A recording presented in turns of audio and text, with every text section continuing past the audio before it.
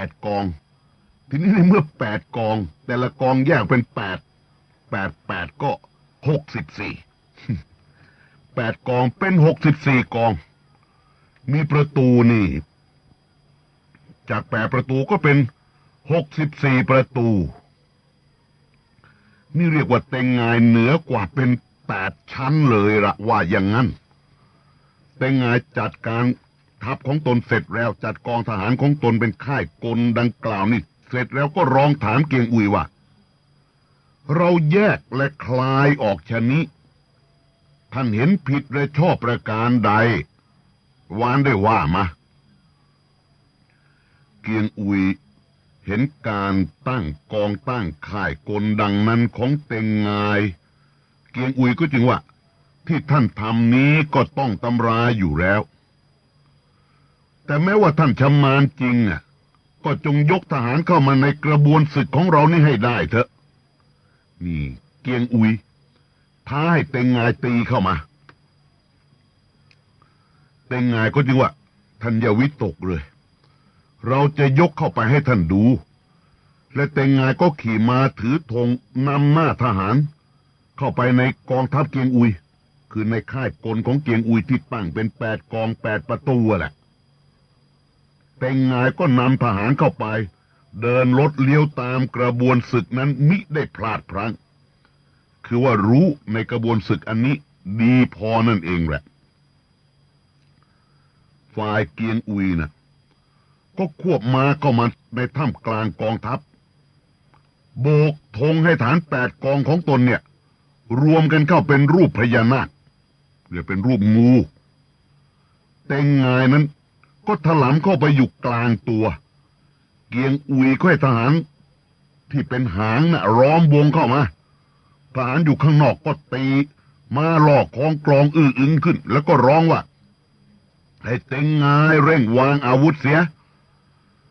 ถูกล้อมมั่นคงชะนี้แล้ววางอาวุธเสียออกมาหาเราแต่โดยดีถ้านิ่งอยู่เราจับตัวได้ก็จะให้ฆ่าเสียเต็งงายกับทหารทั้งปวงอยู่ในที่ล้อม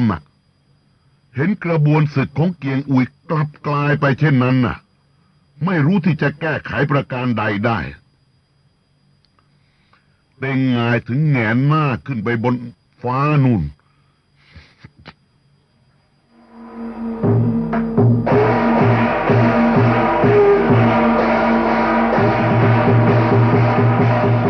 เต็งงายแหงนหน้าขึ้นไปดูบนอากาศนู่นทอดใจใหญ่ทีเดียว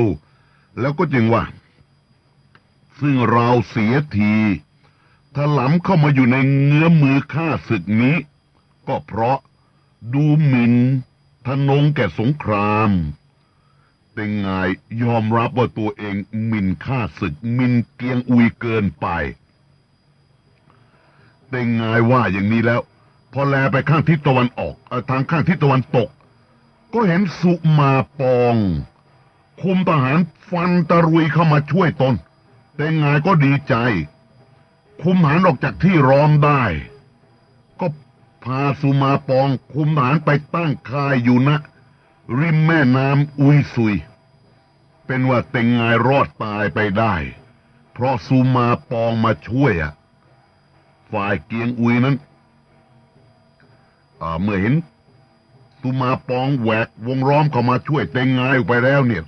เกียงอุยก็ยกฐานเข้ากลับตั้งอยู่ในค่ายของเต็งงาย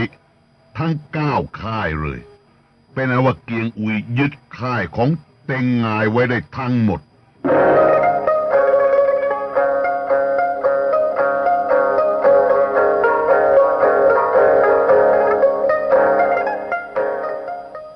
เป็นอันว่าเต็งงายเกือบเสียทีเกียงอุยไปเมื่อเต็งงายหลุดรอดจากวงล้อมกระบวนค่ายกลดังกล่าวนั้นออกมาแล้วเนี่ยสุมาปองช่วยมาได้แล้วเนี่ยเต็งงายก็ถามสุมาปองว่าเหตุไฉนท่านจึงเข้าใจในกระบวนกลศึกอันนั้นฟันฝ่าเข้าไปช่วยเราจากในที่ล้อมออกมาได้สุมาปองก็ตอบว่า เมื่อข้าพเจ้ายังเด็กอยู่นั้นได้ไปเรียนวิชาณเมืองเก่งจิ๋วเมืองลกเอียงเมืองชีจิ๋วกับเป็งเจือกองง่วนซึ่งเป็นเพื่อนรักกันของขงเบ้งเป็งเจือกองง่วนได้บอกกลศึกอันนี้ให้แก่ข้าพเจ้ากระบวนศึกซึ่งเกียงอุยกลับกลายออกไปนี้น่ะชื่อว่าเตียงจัวติ๋นพอแปลได้ใจความว่ากระบวนศึกงูเลื้อยหรือพระยานาคาประการยังไงก็ว่ากันเอาเถอะกระบวนศึกรูปงูนี่แหละงูเลื้อยถ้าผู้ใดไม่รู้ล่วงถลำเข้าไปก็จะเสียทีข้าพเจ้าน่ะเห็นว่ากระบวนศึกนั้นตั้งศีรษะอยู่ข้างทิศตะวันตกข้าพเจ้าก็จึงตีตรงเข้าไปทางทิศตะวันตกนั้นเป็นการตัดศีรษะเสียก่อนแต่งายได้ฟังดังนั้นก็จึงว่าข้าพเจ้าก็ได้เรียนกระบวนศึกมาเป็นอันมากแต่กระบวนศึกซึ่งกลับกลายออกไปดังนั้นเนี่ยหาเข้าใจถึงไม่บัดนี้เรารู้เท่าเกียงอุยแล้วเวลาพรุ่งนี้จำเราจะยกไปรบชิงเอาค่ายของเราคืนจึงจะชอบแต่งายจะชิงค่ายคืนสุมาปองก็จึงว่าข้าพเจ้าก็พอได้เรียนรู้วิชากระบวนศึกจริงแต่ก็ไม่รู้ถึงเกียงอุยซึ่งจะยกไปรบนั้นน่ะเกลือกจะเสียทีเกียงอุยได้ขอท่านคิดดูให้ควรก่อนแต่งายก็จึงว่าท่านอย่าวิตกเลยให้ท่านยกฐานออกไปตั้งกระบวนศึกกับเกียงอุยส่วนเราจะยกฐานไปทางด้านหลังเขานู่นถ้าเกียงอุยยกออกจากค่ายแล้วเราก็จะนำกำลังรอบเข้าชิงค่ายของเราคืนให้จงได้นี่ได้ไงกับจะใช้แผนนี้คือให้สุมาปองรบกับเกียงอุยส่วนตนเองจะรอบเข้าชิงค่ายคืนและเต็งไงค่อยเต็งหลุนเป็นกองหน้ายกไปตั้งซุ่มอยู่ด้านหลังเขากีสารสุมาปองก็ให้ทหารถือหนังสือไปค่ายเกียงอุยเป็นการท้าทายระหว่างเวลาพรุ่งนี้ให้ยกฐานออกมาตั้งกระบวนศึกกันอีกเกียงอุยก็สลักผนึกตอบมาว่าให้ยกมาเถอะแล้วเกียงอุยก็จึงว่าแก่ฐานนั้นปวงว่าเราเคยทำศึกมากับขงเบ้งชำนาญในกระบวนศึกเป็นอันมากก็เวลาวานเนี้ยเราก็แปลงกระบวนศึกถึง365กระบวนแต่งายก็เห็นฝีมืออยู่แล้วซึ่งให้หนังสือมาว่าจะออกตั้งกระบวนศึกรบกันอีกนั้นก็เหมือนดังเอาหญ้ามาสู้กับดาบอันคมเห็นว่าเป็นกลอุบายลวงเราหรอกท่านทั้งปวงนี่จะเห็นประการใดอย่างไรบ้างหรือไม่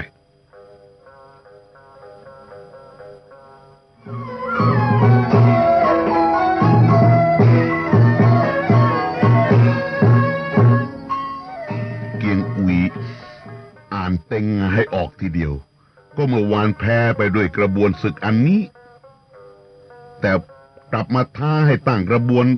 ค่ายกลรบกันอีกอย่างนี้เนี่ยมันจะเป็นไปได้ที่ไหนถึงวันนี้เป็นกลอุบายลวงเราหรอกท่านนบวงเห็นประการใดอย่างไรบ้างหรือไม่เหลียวหัวก็จริงว่าข้าพเจ้าแจ้งอยู่อันกลอุบายของเต็งงายเนี่ยเห็นจะลวงเราให้ออกไปตั้งกระบวนศึกแล้วก็จะซุ่มอยู่ด้านหลังคอยชิงเอาค่ายของเราต่อภายหลังเป็นมั่นคงเหลียวหัวกล่าวดังนี้เกียงอุยก็จึงว่าที่ท่านว่ามานี้ถูกต้องด้วยน้ำใจเราคิดแล้วเกียงอุยค่อยเรียวหัวกับเตียวเอ็กคุมฐาน10,000ออกไปซุ่มอยู่หลังเขาครั้นเวลาเช้าสุมาปองก็ยกฐานมาตั้งอยู่ในยุทธภูมิเขากีสารเกียงอุย ก็ยกฐานออกจากค่ายตั้งประจันหน้ากันอยู่และเกียงอุยก็ขับมาออกมาหน้าฐานทั้งปวงร้องว่าแกสุมาปองว่าให้ตั้งกระบวนศึกให้เราดูก่อนเถอะเราจะขอชมสักหน่อยสุมาปองก็แยกฐานออกตั้งเป็นกระบวนศึกปักกัวตินเกียงอุยเห็นเช่นนั้นก็หัวเราะแล้วก็จึงว่ากระบวนนั้นน่ะเราตั้งให้ดูอย่างแต่เวลาวานนี้แล้วเราคิดว่าท่านจะมีวิชาประหลาดลึกซึ้งจึงอุตส่าห์ออกมาสุมาปองก็จึงว่าถึงตัวท่านก็จะรู้ไปกระไรนักหนากันกับเราเชียวด้วยเราก็เรียนวิชามาเหมือนกันเกียงอุยก็ถามว่ากระบวนอันเนี้ยท่านจะกลับกลายเปลี่ยนแปลงประการใดอย่างไรได้บ้างล่ะสุมาปองก็หัวเราะแล้วก็จึงว่ากระบวนศึกอันนี้เรากลับกลายเปลี่ยนแปลงออกไปได้ถึง81อย่างแล้วสุมาปองก็โบกธงให้ทหารแปลกระบวนศึกออกเป็นกระบวนต่างๆให้เกียงอุยดูแล้วก็ร้องว่าท่านเห็นความรู้ของเราหรือยังเกียงอุยก็หัวเราะแล้วก็ร้องตอบว่ากระบวนศึกอันเนี้ยเราสามารถกลับกลายออกไปได้ถึง365อย่างแต่เราก็ชำนาญในฤกษ์เป็นอันมาก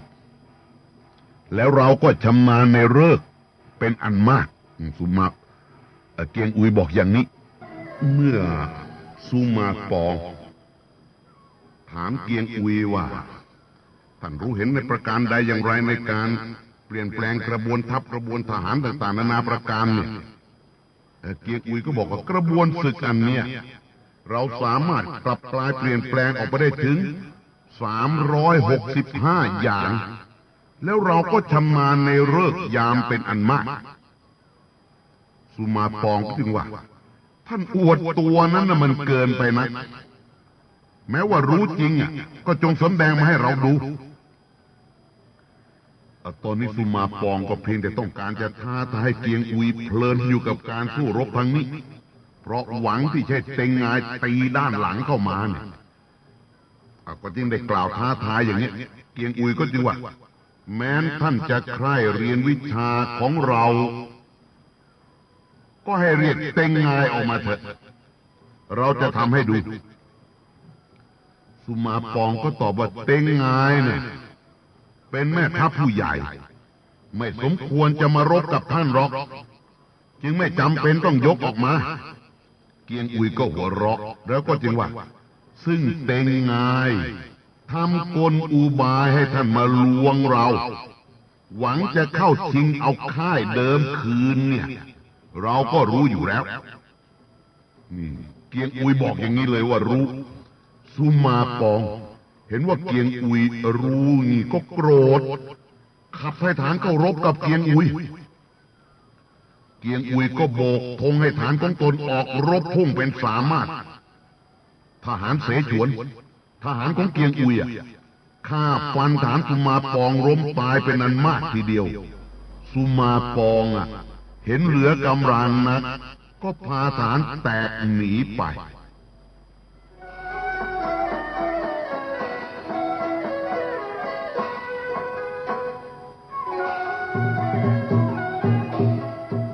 ฝ่ายเต็งงายกับเต็งหลุนยกฐานไปทางด้านหลังเขาเพื่อจะชิงค่ายเกียงอุย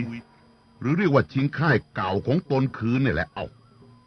พอเลี้ยวข้างเขาเข้ามาใกล้จะถึงค่ายก็เห็นฐานกองหนึ่งยกสกัดออกมาเลี้ยวหัวควบฐานออกมารบกับเต็งหลุนเลี้ยวหัวเนี่ยฝีมือดีเลี้ยวหัวนี่เป็นทหารเก่าผู้หนึ่ง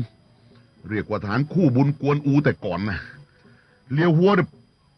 ตะรวยเข้ามาเอาดาบฟันถูกเต็งหลุนตกมาตายเลย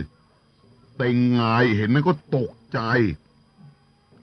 ควบม้าพาฐานหนีเตียวเอ็กก็ยกฐานไล่ตามไปเอาเกาฐานระดมยิงไปถูกฐานเต็งงายล้มตายเป็นนั้นมากตัวเต็งงายนั้น ก็ถูกเกาทันถึง4 แผลแล้วก็พาทหารรีบหนีกลับไปค่ายก็พอดีสุมาปองก็หนีเกียงอุยมาเหมือนกันมาถึงเข้ากลับมาถึงค่ายเหมือนกันแต่ไงก็จริงว่าบัดเนี้ยเราจะทำประการใดเกียงอุยจึงจะถอยทัพไปได้คือต่างฝ่ายต่างก็รู้ละว่าแผนการครั้งนี้ไม่สำเร็จเลยสุมาปองก็จึงว่าในเมืองเสฉวนทุกวันเนี้ยพระเจ้าเราเซียนก็ไม่นำพาที่จะว่าราชการนับถือเชื่อฟังแต่หุยโฮขันทีแต่ผู้เดียวขอให้ท่านแต่งหนังสือและสิ่งของให้จงมากให้ไปถึงหุยโฮให้หุยโฮกราบทูลพระเจ้าเราเซียนให้มีหนังสือรับสั่งเรียกหากองทัพเกียงอุยกลับไปเราจะได้ทีทำการได้ถนัดนี่สุมาปองแนะอุบายให้แกเต็งงายเช่นนี้มันก็เป็นอุบายที่พอจะกระทำได้ทีเดียวละเต็งงายก็ประกาศแก่ฐานทั้งปวงในที่นั้นว่าผู้ใดจะอาสาไปเจรจากับหุยโฮขันทีเสฉวนผู้นี้ได้บ้างล่ะ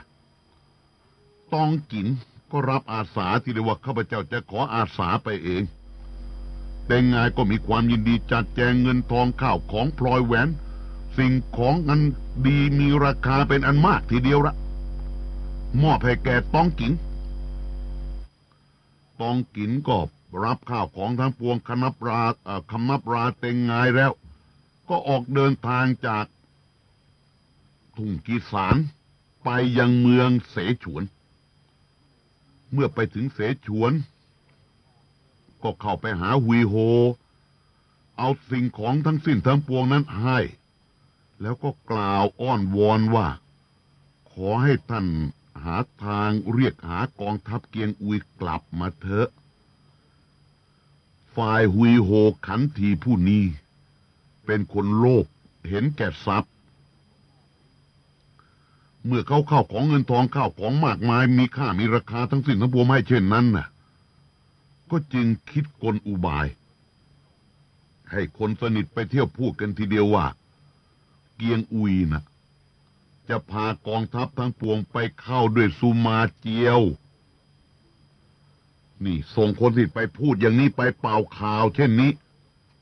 กิตติศัพท์นี้ก็เรื่องลือไปทั้งเมืองเสฉวนทีเดียวแล้วหุยโฮนั้นก็กลับเอาเนื้อความเนี่ยที่ตนสร้างขึ้นสถานการณ์ที่ตนสร้างขึ้นเนี่ยเข้าไปทูลพระเจ้าเราเซียนว่าบัดนี้เกี่ยวแน่แล้วคงจะไปเข้าด้วยวุยก๊กเป็นแน่นี่หุยโฮเนื้อความนี่ไปบอกทีเดียวพระเจ้าเราเซียนได้ฟังก็แคลงใจนักเพราะเกียงอุยเนี่ยถ้าจะกล่าวจริงๆแล้วก่อนที่จะมาอยู่กับมหาอุปราชฮกหลงขงเบ้งน่ะเกียงอุยนี่ก็เป็นพวกโจยอยอยู่ก่อนแล้ว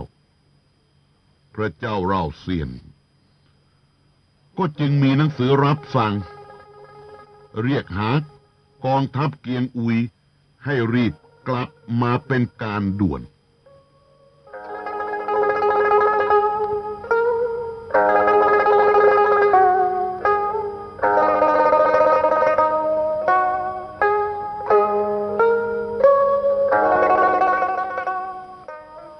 ฝ่ายเกียงอุยเห็นเต็งงายเสียทีแตกไปตอนนี้ต้องเรียกว่าเกียงอุยได้ชัยชนะเต็งงายทีเดียวรู้เท่าทันกลอุบายแก้ไขเหตุการณ์ได้เอาชัยชนะได้เต็งงายก็บาดเจ็บไปด้วยเนี่ยเกียงอุยเขายกกองทัพไปตั้งประชิดอยู่เป็นหลายวันก็ไม่เห็นเต็งงายเอามาสู้รบให้ฐานเข้าไปร้องด่าท้าทายให้ออกมารบกันด้วยถ้อยคำหยาบช้านานาประการเต็งงายก็มิออกมารบด้วยขณะนั้นก็พอดีทหารถือหนังสือรับสั่งมาจากเมืองเสฉวนมาถึงเกียงอุยก็มิได้แจ้งว่าพระเจ้าเราเซียนจะมีกิจธุระประการใดอย่างไรรับหนังสือแล้วว่าให้เรียกกลับนี่ให้กลับเสฉวนเป็นการด่วนเนี่ย ก็ไม่รู้ว่ามีกิจมีธุระประการใดเกิดอะไรอย่างไรขึ้นก็จัดแจงกองทัพจะถอยทัพกลับเสฉวนตามคำสั่งพระเจ้าเราเซียนนะเหลียวหัวก็จึงว่าความจริงบัดนี้เกียงอุยท่านแม่ทัพก็เทียบเท่าเป็นมหาอุปราชอยู่เมื่อจะยกกองทัพมานั้นก็ได้กราบทูลพระเจ้าเราเซียนว่าจะทำการให้สำเร็จซึ่งมีหนังสือรับสั่งมานี้ให้ท่านยับยั้งตอบโต้ดูก่อนปะไรว่ามีพระประสงค์สิ่งใดเลียวหัวกล่าวอย่างนี้เตียวเอ็กก็จึงว่าแกเลียวหัวว่าซึ่งท่านจะขัดรับสั่งนั้นไม่ชอบประการหนึ่งแต่เรายกกองทัพมาทำการณตำบลนี้ก็เสียทีหลายครั้งแต่ก่อนนั้นบัดนี้เราก็รบได้ชัยชนะเป็นฤกษ์อยู่แล้วแม้กลับไปบ้านเมืองเอาใจทนุบำรุงทหารให้บริบูรณ์ขึ้นแล้วยกกลับมาทำการอีกก็เห็นจะไม่ขัดสนกระไรนักเกียงอุยฟังเตียวเอ็กกล่าวดังนี้ก็เห็นด้วยโดยเพราะสำคัญดูตรงที่ว่ามิอาจจะขัดรับสั่งได้เนี่ยเกียงอุยก็จึงจัดแจงยกฐานออกจากค่ายให้เลียวหัวเตียวเอ็กคุมทหารป้องกันเป็นกองหลังไปฝ่ายเต็งงายกับซูมาปองรู้ว่าเกียงอุยจะกลับเมืองเสฉวนก็ยกฐานไล่ตามไปก็ได้เห็นกองทัพเลียวหัวเตียวเอ็กป้องกันหลังนั้นมั่นคงนักเห็นจะติดตามไปก็ไม่ได้ก็จึงให้ถอยกลับมาณค่ายเขากิสาร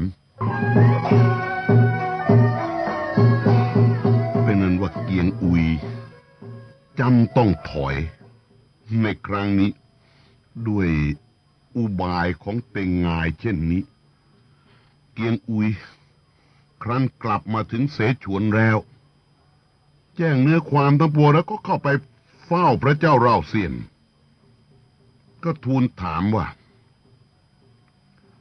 พระองค์ให้หาข้าพเจ้ามาเนี้ยมีกิจธุระประการใดพระเจ้าเราเซียนก็จึงตรัสว่าเราเห็นท่านยกไปครั้งเนี้ยช้านานนักเกรงว่าไพร่พลจะได้ความเดือดร้อนเราจึงให้หามาเรียกหาให้กลับมาก็เพื่อหวังจะให้ทนุบำรุงทหารเสียก่อน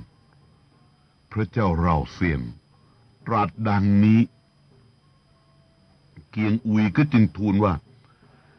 ข้าพเจ้าไปทำการครั้งนี้ก็ได้ท่วงทีเป็นอันมากหมายว่าจะได้ความชอบอยู่แล้วซึ่งต้องถอยทัพกลับมานี้เห็นจะเป็นกลอุบายของเต็งงายคิดอ่านกระทำเอาพระเจ้าเราเซียนก็นิ่งอยู่ไม่ได้ตรัสประการใดด้วยคลางแคลงพระทัยว่าเกียงอุยจะไปเข้ากับสุมาเจียวจะไปอยู่กับวุยกกลกเอียงแต่เมื่อมีเรียกหายกลับเขาก็กลับมาไม่ได้มีอันใดประการใดอย่างไรเลยเช่นเนี้ยก็ไม่ได้ตรัสประการใดอันนี้ดูไปก็คล้ายครั้งที่ฮกหลงขงเบ่งถูกเรียกตัวกลับเหมือนกันในครั้งนั้นก็กระทำการได้ทีหนักอยู่แต่บัดนี้ดูมันคล้ายคลึงกันมากอยู่ทีเดียวละเกียงอุยนะก็จึงทูลว่าตัวข้าพเจ้านี้ตั้งใจจะทำการสนองพระคุณปราบปรามเสี้ยนศัตรูให้สิ้นให้จงได้ควรหรือเพราะมาเชื่อฟังไอ้คนเล็กน้อยปากตลาดมาคิดสงสัยข้าพเจ้าไปเปล่าๆชะนี้เกียงอุยกล่าวอย่างเนี้ยพระเจ้าเราเซียนได้ฟังก็สะดุ้งพระทัยก็จึงตรัสว่าอันเราจะได้คิดสงสัยท่านแต่ประการใดอย่างไรก็หามิได้ถ้าท่านได้ทีทำการอยู่แล้วจะยกไปตั้งอยู่เมืองหันตงคอยตีเมืองวุยกกก็ตามเถอะพระเจ้าเราเซียนตรัสดังนี้คือกระทำเหมือนเมื่อครั้งมหาปราชญ์คงเบ่งกระทำก็เอาเถอะคือไปตั้งกองอยู่ที่หันตงนู่นเลยเพื่อง่ายแก่การที่จะยกเข้าลกเอียงเกียงอุยได้ฟังนั้นก็ทอดใจใหญ่ถวายบังคมลาออกมาแล้วก็จัดแจงกองทัพ ยกออกจากเสฉวนไปตั้งอยู่ณเมืองฮันตง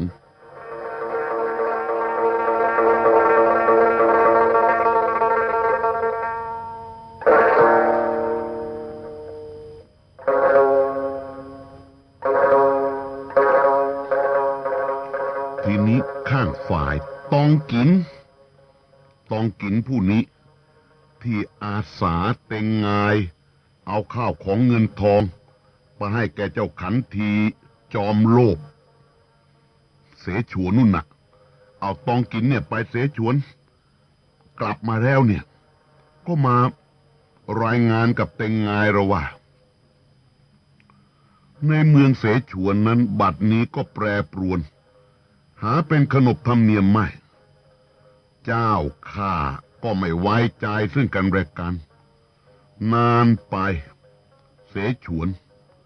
จะเป็นศึกเป็นภัยขึ้นเองตองกินกล่าวดังนี้แต่งายได้ฟังก็มีความยินดีละก็ให้ตองกินรีบเอาเนื้อความเนี่ย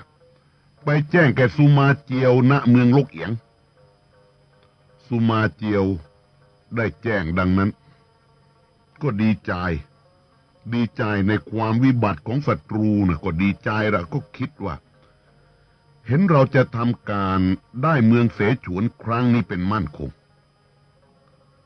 สุมาเจียวก็ถามแกฉงซึ่งเป็นนายฐานผู้ใหญ่ในที่นั้นว่าบัดนี้เราจะคิดอ่านยกกองทัพไปรบเอาเมืองเสฉวนบ้างท่านเห็นประการใดแกฉงก็จึงว่าบัดนี้พระเจ้าโจมอก็คิดสงสัยเราอยู่ซึ่งท่านจะยกไปนั้นเห็นจะขัดสนอันหนึ่งเมื่อปีที่ร่วงไปแล้วนั้นมังกรลงอยู่ในสระเล็งเหลง2 ตัวขุนนางทั้งปวงทูลพระเจ้าโจมอว่าจะเป็นมงคลแก่บ้านเมืองพระเจ้าโจมอจึงตรัสว่าอันธรรมดามังกรนั้นก็มีแต่สำแดงฤทธิเดชอยู่ในกลางอากาศและในพระมหาสมุทรแต่บัดนี้ตกลงมาถูกขังอยู่ในสระเล็งเหลงท่านทั้งปวงจะว่าเป็นมงคลนั้นไม่ได้เราไม่เห็นด้วยพระเจ้าโจมอได้แต่งโครง4 บทเปรียบไว้เป็นใจความว่ามังกรอันมีฤทธิเดชก็อัศจรรย์ตกลงมาขังอยู่ในสระให้ปลาเล็กปลาน้อยล่วงดูถูกก็อุปมาเหมือนตัวเรานี้มีแต่ผู้เบียดเบียนให้ได้ความเดือดร้อนนี่แกฉงเก็บเอาความนี้มาบอกแกสุมาเจียวก็โกรธทีเดียวก็ว่าแกฉงว่าอันโจมอเนี่ยถ้าเราจะนิ่งไว้นานไปก็จะเหมือนโจฮองจำเราจะต้องคิดอ่านกำจัดเสียจึงจะชอบเมื่อสุมาเจียวว่าดังนั้นเนี่ยแกฉงนี่ก็จึงว่าที่ท่านคิดนี้ชอบนักข้าพเจ้าจะขออาสาคิดอ่านกำจัดโจมอให้จงได้นี่แกฉงว่าอย่างนี้เลยท่านคนสนิทนี่ขณะนั้นพระเจ้าโจมอนะสวยราชสมบัติได้5 ปีแล้วผ่านมาได้5 ปีละตั้งแต่โจฮองถูกถอดไปโจมอได้ขึ้นมาครองสมบัติได้5 ปีตอนนี้ก็อยู่ในราวปีพุทธศักราช803ครั้นถึงเดือน7เสด็จออกขุนนางเฝ้าพร้อมกันสุมาเจียวก็ถือกระบี่เข้าไปเฝ้านี่คือวิธีการชิมลางดูลองดูขุนนางก็กราบทูลพระเจ้าโจมอว่าสุมาเจียวมีความชอบเป็นนันมากขอให้พระองค์ตั้งให้สุมาเจียวเป็นมหาอุปราชเถิดจะได้ช่วยราชการสืบไปพระเจ้าโจมอก็นิ่งอยู่มิได้ตรัสประการใดสุมาเจียวเห็นกริยาพระเจ้าโจมอดังก็โกรธก็ร้องขึ้นว่า บิดาเรากับพี่เราก็มีความชอบต่อแผ่นดินนี้เป็นอันมากอันตัวเราเนี่ยไม่ควรที่จะเป็นที่มหาอุปราชเจียวหรือนี่สุมาเจียวว่าอย่างนี้เลยคือจะเอาให้ได้พระเจ้าโจมอนั้นก็ตรัสประชดว่าท่านมีความชอบอยู่แล้วจะเป็นมหาอุปราชก็ตามใจเถิดใครจะอาจขัดท่านได้สุมาเจียวด้วยฟังนั้นก็ยิ่งโกรธนักก็จึงว่าแก่พระเจ้าโจมอว่าตัวเราทำราชการมีความชอบเป็นอันมากท่านไม่รู้จักคุณเราทำโครงเปรียบเทียบเราต่างๆคือที่พระเจ้าโจมอเขียนโครงเป็นคำเปรียบเทียบไว้ท่านทำดังนี้เห็นชอบอยู่แล้วหรือพระเจ้าโจมอถึงจะเป็นกษัตริย์แต่เมื่อไม่มีอำนาจแล้วจะนี้จะทำประการใดได้ก็แต่นิ่งมิได้โต้ตอบประการใดสุมาเจียวนั้นก็มิได้ถวายบังคมพระเจ้าโจมอทำเป็นหัวเราะแล้วก็ลุกขึ้นเดินออกจากที่เฝ้าฝ่ายพระเจ้าโจมอนั้นก็เสด็จกลับเข้าไปข้างในก็จึงให้เรียกหาอองซิมหนึ่งอองเก๋งหนึ่งอองเงียบหนึ่งซึ่งเป็นขุนนางผู้ใหญ่เข้ามาแล้วก็ตรัสว่าบัดนี้สุมาเจียวกระทำบังอาจหยาบช้าเห็นจะเป็นขบฏชิงราชสมบัติเราท่านทั้งปวงจะคิดอ่านประการใดอองเก๋งก็ทูลว่าพระองค์อย่าเพิ่งแพร่งพรายความไปก่อนเลยสุมาเจียวเป็นขุนนางผู้ใหญ่มีสติปัญญาและมีกำลังอยู่ในกำมือเป็นอันมากขุนนางและทหารทั้งปวงก็อยู่ในอำนาจของสุมาเจียวสิ้นแม้สุมาเจียวรู้เนื้อความไปก็จะเกิดเหตุใหญ่ไม่สมความคิดเราพระเจ้าโจมอก็จึงตรัสว่าซึ่งสุมาเจียวทำหยาบช้าชะนี้เราน้อยใจนักทำหยาบช้าชะนี้เราน้อยใจนักทำหยาบช้าชะนี้เราน้อยใจนักทำหยาบช้าชะนี้เราน้อยใจนัก